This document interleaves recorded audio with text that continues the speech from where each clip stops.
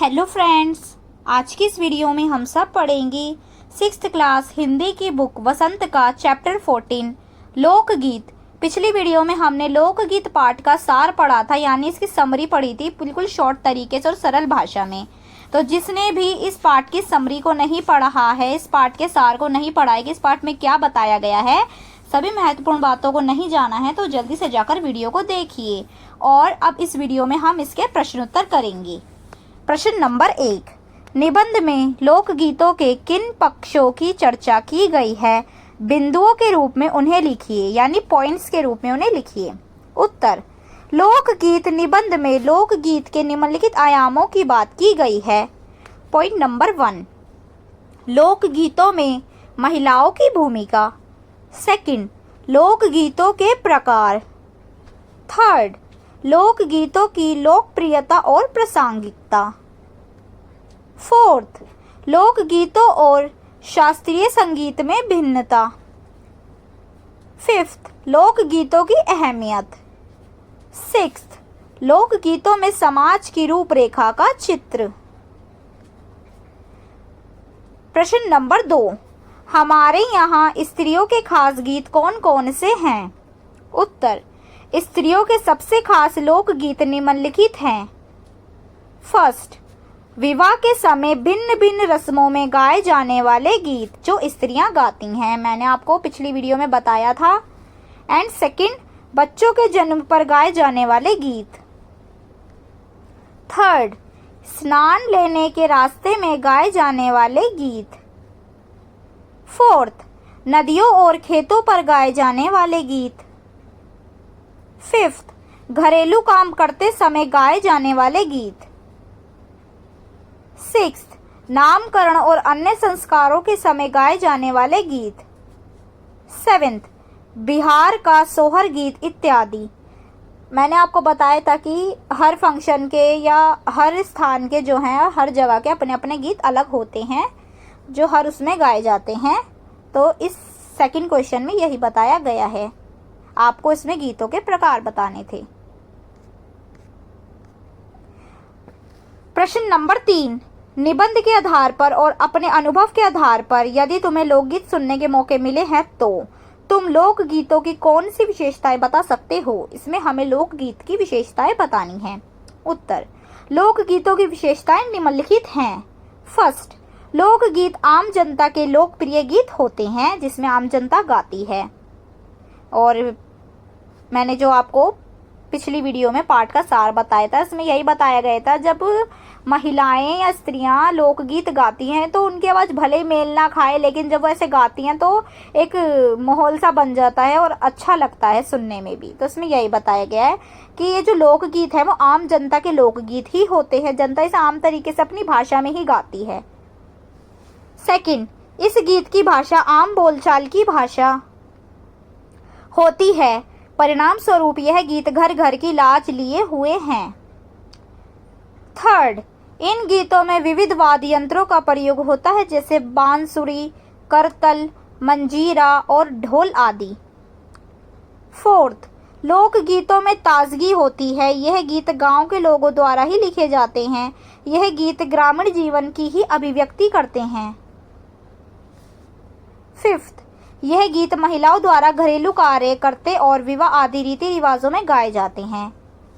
Sixth, हर भाषा, हर समूह और हर गांव का अपना लोकगीत होता है जो गायक और श्रोतागण यानी सुनने वालों के अंतर्मन उद्वेलित करता है, मतलब उनके अंतर्मन को भाता है और वह सभी गाने के लिए इच्छुक रहते हैं और गाते हैं और उन्हें ये सब अच्छा भी लगता है। चलिए अब अगला प्रश्न, प्रश्न नंबर 4, पर सारे देश के अपने अपने विद्यापति हैं, इस वाक्य का अर्थ क्या है? पाठ पढ़कर मालूम करो और लिखो।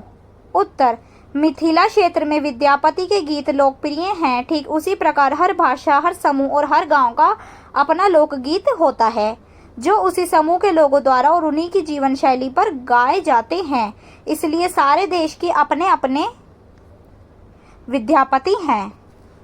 अनुमान और कल्पना के आधार पर प्रश्न नंबर 1, क्या लोकगीत और नृत्य सिर्फ गांव या कबीलों में ही गाए जाते हैं? शहरों के कौन से लोकगीत हो सकते हैं? इस पर विचार करके लिखो।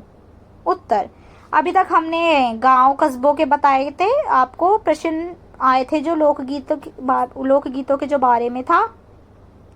अब इस जो प्रश्न है इसमें गांव मतलब शहरों के बारे में पूछा गया है कि ये जो लोकगीत हैं, क्या जो लोकगीत है वो गांव या कबीलों में ही गाए जाते हैं? क्या वे शहर में कौन से लोकगीत गाए जाते हैं?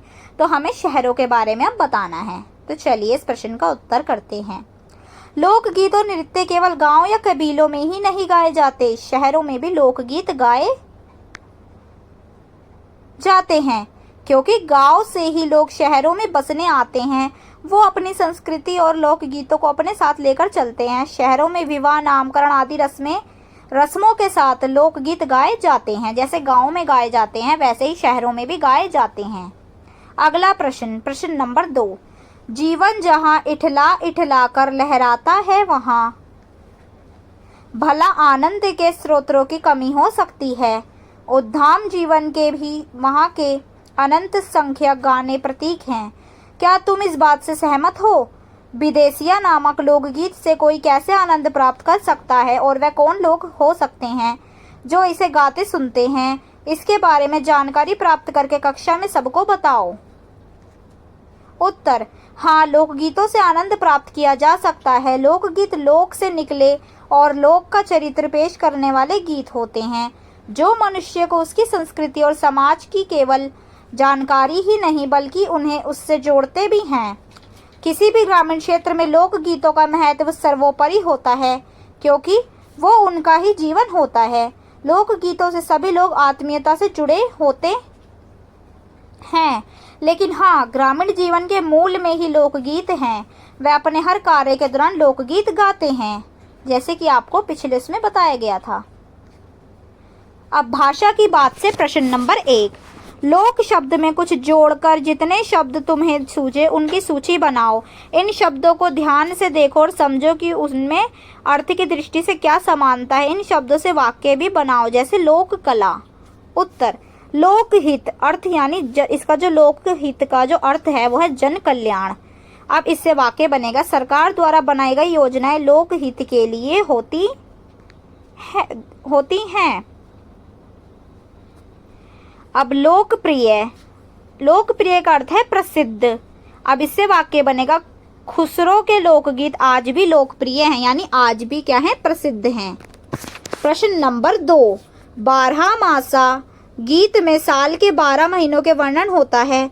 अगले पृष्ठ पर विभिन्न अंकों से जुड़े कुछ शब्द दिए गए हैं, इन्हें पढ़ो और अनुमान लगाओ कि इनका क्या अर्थ है और वह अर्थ क्यों है। इस सूची में तुम अपने मन में से सोचकर भी कुछ शब्द जोड़ सकते हो।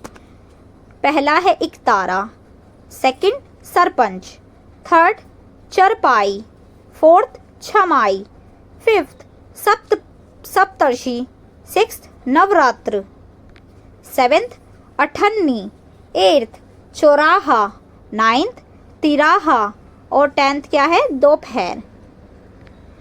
अच्छा, अब इसके उत्तर करते हैं हम। उपयुक्त लिखित शब्दों के अर्थ निम्नलिखित हैं। इकतारा शब्द से जो बनेगा वो है राजस्थानी लोकगीत में इस्तेमाल होने वाला संगीत वादक यंत्र है इकतारा, क्योंकि यह यंत्र अत्यंत क्या है, लोकप्रिय है। इकतारा जो है वो राजस्थानी लोकगीत में इस्तेमाल होता है। ये जो लोकतारा है ये संगीत वादक यंत्र है। इसका जो उपयोग है, इसका जो यूज़ है वो संगीत के लिए किया जाता है, क्योंकि ये यंत्र अत्यंत क्या है, लोकप्रिय है, यानी कि बहुत प्रसिद्ध है राजस्थानी यंत्र ये। अब सेकंड है सरपंच। ये क्या है, गांव के 5 अनुभवी बुद्धिमान बुजुर्गों का समूह है जिन्हें क्या कहते हैं, सरपंच। चारपाई, 4 पैरों वाला बिस्तर। आपने देखा होगा जो जिसे इंग्लिश में फोल्डिंग बेड भी कहते हैं, फोल्डिंग पलंग भी होता है, वो उसे चारपाई कहते हैं, जो 4 पैरों वाला बिस्तर होता है। अब है सप्तऋषि। 7 ऋषियों का समूह क्या होता है, सप्तऋषि यानी 7 ऋषि। अठन्नी, 8 आने का सिक्का। अच्छा, आप में से किसी ने 8 आने का सिक्का भी जिसने देखा हो वो कमेंट में ज़रूर बताना कि किस किस बच्चे ने अठन्नी देखी है। अब अगला है तिराहा, यानी 3 रास्तों वाली जगह, ये तो आपको पता होगा। अब दोपहर, दिन के 12 से 4 बजे तक का समय क्या होता है? दोपहर होता है। छमाही, 6 महीनों का समूह, छमाही। नवरात्र, 9 रत्नों का समूह, नवरात्र। चौराहा, 4 रास्तों वाली जगह। तो ये है लोकगीत पाठ के प्रश्न उत्तर। अगर आपको वीडियो पसंद आए तो वीडियो को लाइक करना, शेयर करना, चैनल को सब्सक्राइब ज़रूर करना। अब मिलते हैं नेक्स्ट वीडियो में अगले चैप्टर के साथ। Thank you for watching my video.